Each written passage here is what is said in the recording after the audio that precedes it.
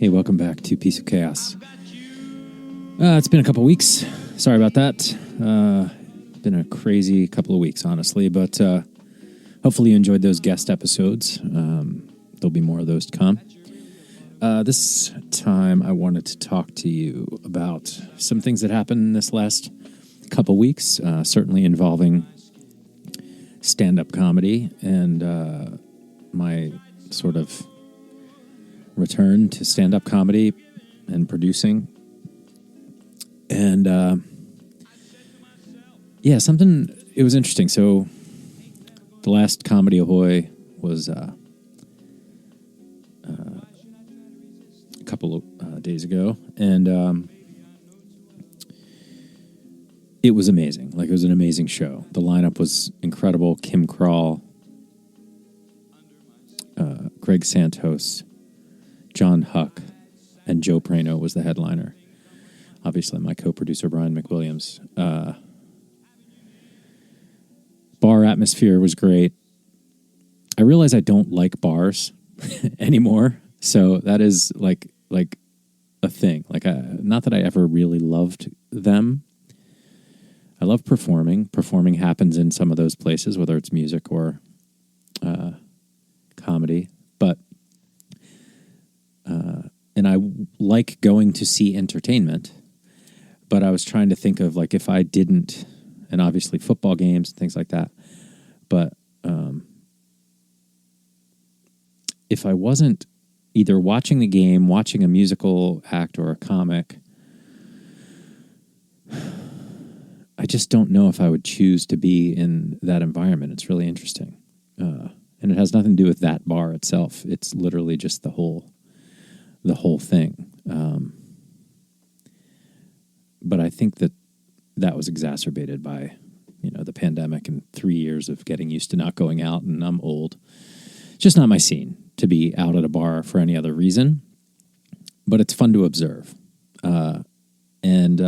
So that was one thing that I took away before the show started. I was just like, this is a young man's game out here. I don't think I would choose to be here anymore. And interesting to observe that about myself, but just so I'm not putting myself in position to go out to those places often, and I'm not producing the show to get out to those places. I'm producing the show for the art of it and the art of comedy, and just to enjoy it and enjoy other comics exploring their art as well. I mean, that was the best part of that show, is laughing at the other comics, and every one of them was exceptional. I mean, laughing, belly laughs, just so fun. Had a blast. Now, my set wasn't my favorite.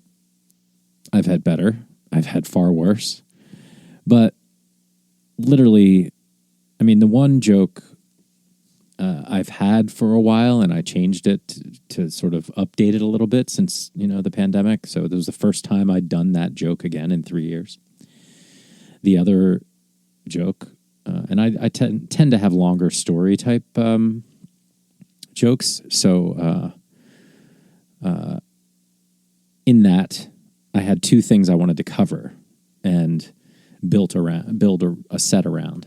So the bullet points is how I kind of think of the bits that I do. So one was completely brand new, never really explored it before, other than one word of it that I keyed on. So I'm not going to give away the bits. They're nowhere near where they need to be yet. But essentially, it's exploring this idea of, and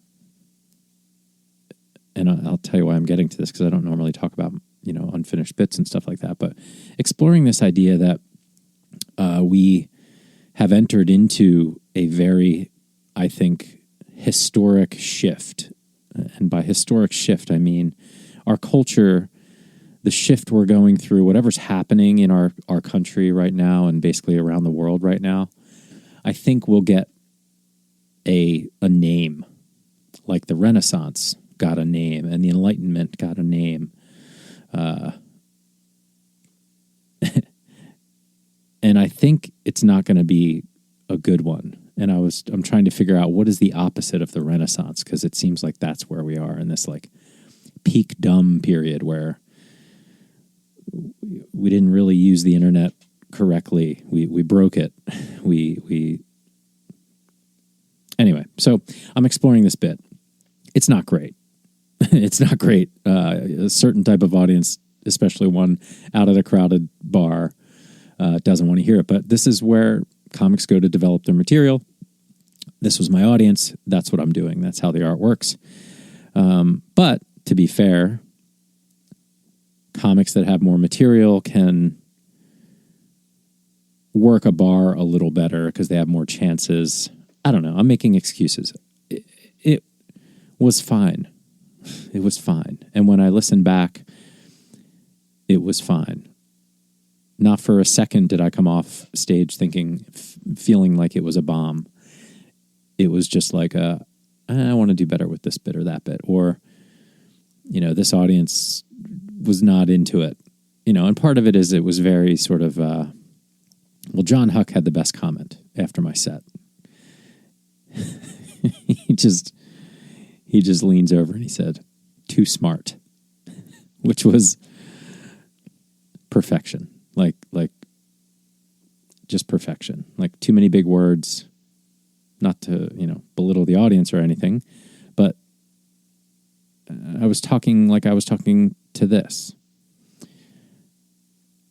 and trying to explore an idea with, punchlines and some things I thought were funny sprinkled in, obviously, but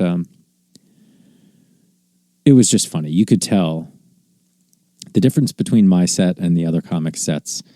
It was a bomb. I guess it was a bomb, but I was still like, nah, I got my bits in. I got work done. I'm happy with it and go on with the set. I never really dwell on it that much.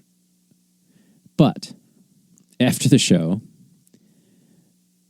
John, Kim, and I were chatting, and as I was packing up, and one of the people that was at the show kind of came up to us and was like, "Oh, I just wanted to tell you guys you were great. Everybody was great. You're so funny. I had so much fun." He was telling some other stories about how he knew other people that were at the bar. He was definitely had a few drinks, kept repeating himself. But one of the 2 or 3 times he kind of said the same thing about you guys being so funny. He decided to look at me and say, "Not you, though. I didn't like your set. I forget what he said, but something along those lines. Like, you weren't funny. You shouldn't do this." Something like that. And it was, in one hand, you're just like, it's just some drunk guy. Who cares? And it's not like, I'm just exploring that it really hurt my feelings. Even though if I'm analyzing my own performance, it wasn't the greatest set. I get it. It's brand new jokes. I can make any excuse I want. Only the second time I've done comedy in 3 years. Still a little rusty. Haven't worked on the bits. Like, whatever excuse I want to make. Doesn't matter. I just find it fascinating that someone would take the time in this day and age to walk up to an artist, a comic. He doesn't know who I am. He doesn't know what brings me there or what I've been doing, how my day went. All he knows is in that moment, he did not like my comedy. I remember one of the things I said, and this is true too, is like, I don't think, my first bit is kind of not exactly about COVID, but like the after effects of COVID. And maybe people don't want to hear anything about it anymore. But I had mentioned something about like washing my groceries and spraying Lysol on my groceries. And like that was not a room. Nobody in that room sprayed their groceries. Nobody in that room wore a mask. I felt very like, interesting. I was on my own little island as far as my opinions about the pandemic, and that's fine. But also, nobody wants to hear about the pandemic anymore. Also, in sharp contrast, I think all all of the other comics after me their set had some focus on shitting their pants in some way, shape, or form. It kept coming back to that topic with everybody, and partly that was just playing with the audience and stuff and being silly. But it was rough. It was rough to have that conversation after the set because I was in a really good mood, and I was just like, man, I'm going to let that guy bother me. Nah, I'm not going to let that guy bother me. And here it is, several days later, and I'm still thinking about it. So obviously, I have things to explore and work on in that realm. But anyway, so I was just thinking how amazing to take the time to insult a person's art to their face. And how, like, what good could possibly come from that? You know, like, let's say I said back to him, you know what? You're right. I'm going to quit right now. This was a stupid idea. And these last 12, whatever, how long I've been doing this, 12 years of doing comedy, you're absolutely right. You know what? I'm just going to drop it right now. Would he have been vindicated? Would that have made his day better? I don't know. It's just weird. Like, I know that there's people that do these things. I've seen it. Both as a musician and in comedy where somebody just feels like they need to tell you, a stranger. It's different if you have a friend who's like, listen, man, I got to tell you, you need to stop doing this. It's not getting better. You're wasting your time, whatever. If it's a friend who sees some detriment to you pursuing something that you obviously are struggling with, I don't know. Even then, it's a tough conversation. But at least, hopefully, they have your best interest at heart if they bring in that conversation. Positive, not positive messages only, but, criticism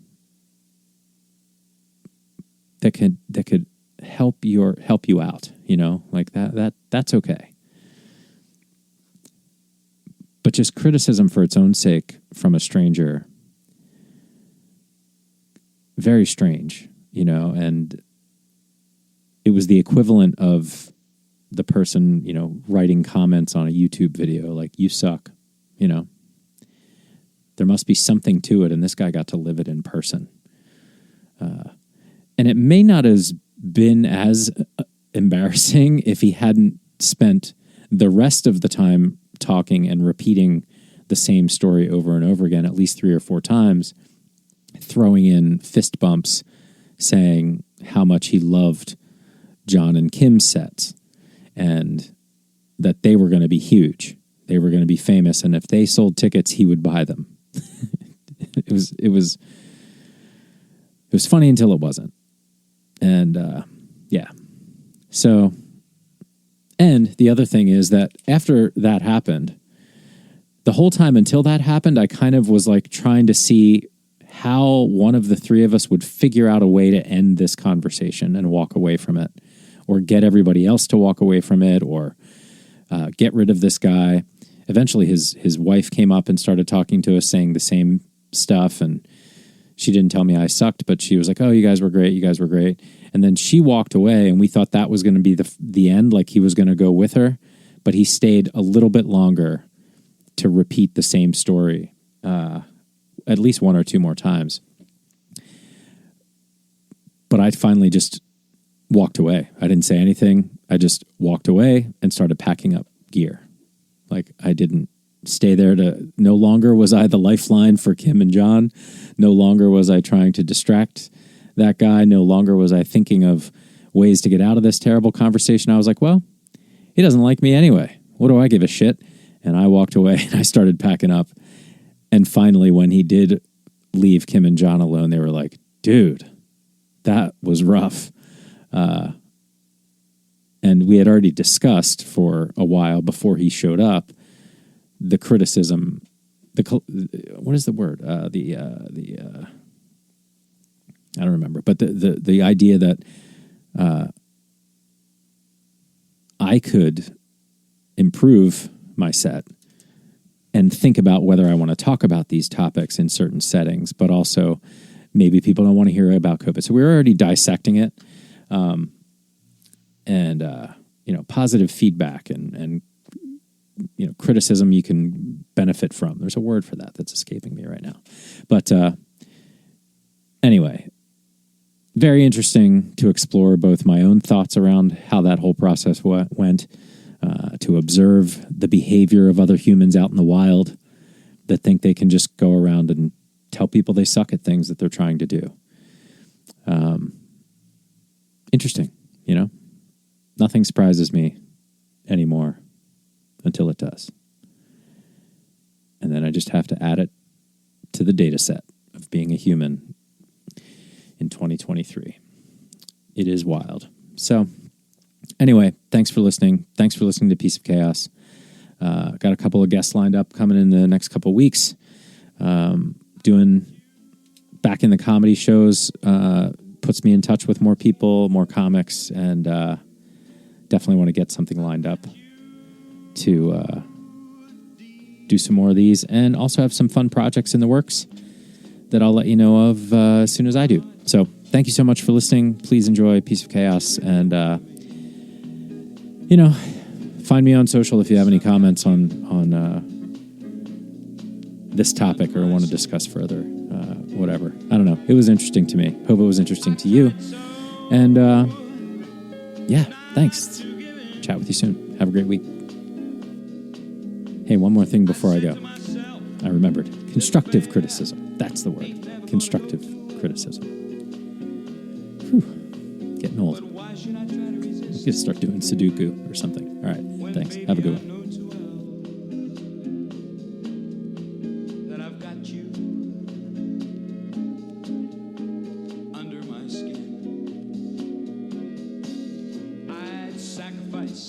Anything come what might, for the sake of having you near, in spite of a warning voice that rings in the nights, repeats and repeats in my ear.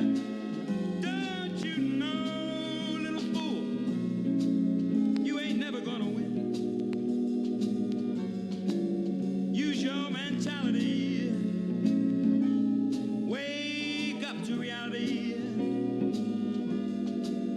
But each time I do, just the thought of you makes me stop just before I begin. Yes, I've got you